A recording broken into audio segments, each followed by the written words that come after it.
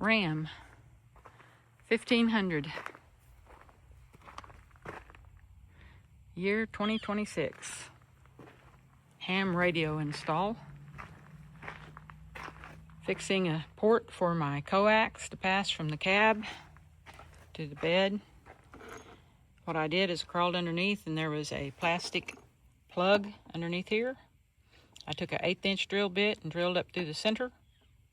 Then I went to the step drill bit and this one, 22 millimeters, and drilled it to its capacity. And then I went to this step drill bit. Went to about 28, I think.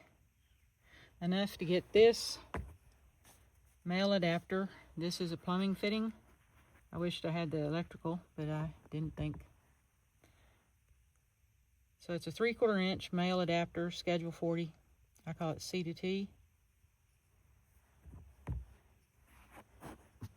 Then, let's zoom out a little. This is an electrical. It's like a washer. I think they call it a bushing. And this is an electrical nut. This size of this little washer is a 1 inch by 3/4. That's what's stamped on it, and that's what's on the package. And this electrical nut fits a 3/4 inch male adapter. And then you tighten this little ring with this little wrench.